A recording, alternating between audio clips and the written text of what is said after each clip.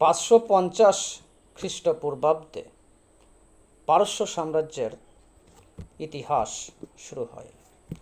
এই সাম্রাজ্যের শুরুতে সম্রাট ছিলেন মহান সাইরাস দ্য গ্রেট। তিনি হাকমানীয় সাম্রাজ্যের প্রতিষ্ঠার মাধ্যমে পারস্য সাম্রাজ্যের সূচনা করেন। সেই সময়ে সাইরাস দ্য গ্রেট, যাকে কুরুশ নামেও ডাকা হতো, তিনি মেদ জাতির উপর জয়লাভ করে এ সাম্রাজ্যের প্রতিষ্ঠা করেন। তিনি হাকমানেশি বা আকেমেনীয় রাজবংশের রাজা ছিলেন। তিনি পারসিকদের একত্রিত করেন। প্রাচীন বিশ্বের অন্যতম বৃহৎ সাম্রাজ্য ছিল এটি। এটি ভূমধ্য সাগর থেকে সিন্ধু নদ পর্যন্ত বিস্তৃত ছিল। পারস্য সাম্রাজ্যের মূল ভূমি ছিল আজকের ইরান। এই সাম্রাজ্যের সবচেয়ে শক্তিশালী ও আলোচিত সম্রাট ছিলেন প্রথম দারায়ুস, যাকে দারায়ুস দ্য গ্রেট নামেও অভিহিত করা হয়। তিনি ছিলেন তৃতীয় সম্রাট। 522 খ্রিস্টপূর্বাব্দে তিনি ক্ষমতা গ্রহণ করেন। 486 খ্রিস্টপূর্বাব্দে বা 486 খ্রিস্টপূর্বাব্দ পর্যন্ত তিনি শাসনকার্য পরিচালনা করেন। তিনি সাম্রাজ্যে অনেক রাজপথ বা বড় বড় সড়ক নির্মাণ করেন। সাম্রাজ্যের উন্নয়ন ছিল তার মূল স্বপ্ন। ব্যাপক উন্নয়ন করেন তিনি তখনকার সময়ের এই সাম্রাজ্যের ব্যাপক অবকাঠামো উন্নয়নের মাধ্যমে। তিনি একক স্বর্ণমুদ্রা চালু করেন, যার নাম ছিল ডারিক। পুরো সাম্রাজ্যকে বিভিন্ন প্রদেশ বা স্যাট্রাপিতে ভাগ করেন এবং প্রশাসনিক কাজকে তিনি গতিশীল করেন। মুদ্রা চালুর জন্য তিনি ছিলেন বিখ্যাত। তার আমলে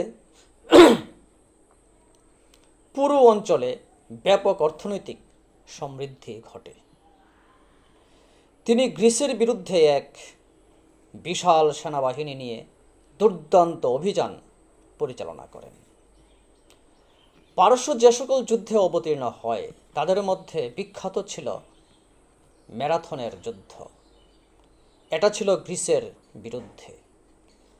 প্রাচীন গ্রিসের নগর রাষ্ট্র ছিল তখন অ্যাথেন্স।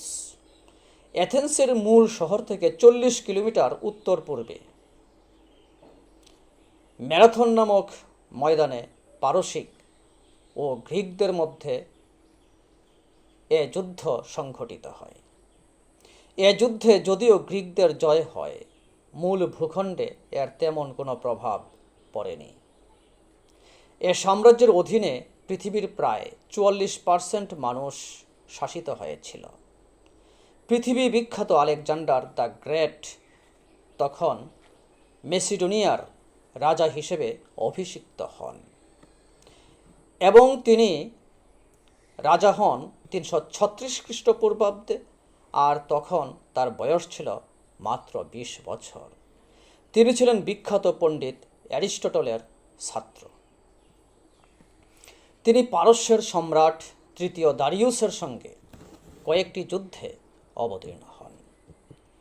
সেগুলো হলো গ্রানিকাস, ইস্যুস ও গাউগামেলা যুদ্ধ। এগুলোতে মহাবীর আলেকজান্ডার বিজয়ী হন এবং পারস্য অধিকার করেন। পারস্যের রাজধানী পার্সেপোলিস দখল ও ধ্বংস করেন।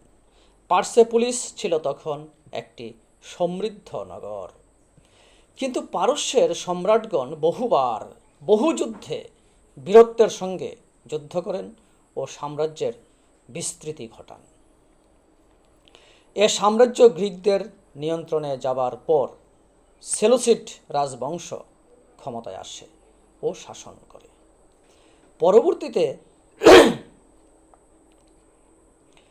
পার্থিয়ানরা পারস্যের ক্ষমতায় আসে ও শাসন করে। 224 খ্রিস্টাব্দে সাসানীয় রাজবংশ পারস্যে নতুন শক্তি হিসাবে আবির্ভূত হয়। তারা শক্ত প্রতিপক্ষ হয়ে দাঁড়ায় এবং আবার নতুন করে যুদ্ধের দামামা বাজার অবস্থা তৈরি হয়। সপ্তম শতাব্দীতে আরব ভূখণ্ডে এক নতুন শক্তির আত্মপ্রকাশ ঘটে। সেটা হলো ইসলাম, এক নতুন বিশ্বাস ও চেতনা, যা 651 খ্রিস্টাব্দে মুসলিমরা পারস্যের শাসনীয় রাজবংশের তৃতীয় সম্রাট ইয়াজ দিগার্দেকে যুদ্ধে পরাজিত করেন এবং পারস্য সাম্রাজ্যের সমাপ্তি ঘটে। মানব সভ্যতায় পারস্য সাম্রাজ্যের অবদান অপরিসীম। এই সম্রাটরাই প্রথম পৃথিবীতে ডাক ব্যবস্থার প্রচলন করেন। সম্রাট সাইরাসই প্রথম বিশ্বে মানবাধিকার এর ধারণা প্রবর্তন করেন, যা একটি মাটির দলিলে লেখা আছে এবং এটি জাতিসংঘের সদর দফতরে সংরক্ষিত আছে।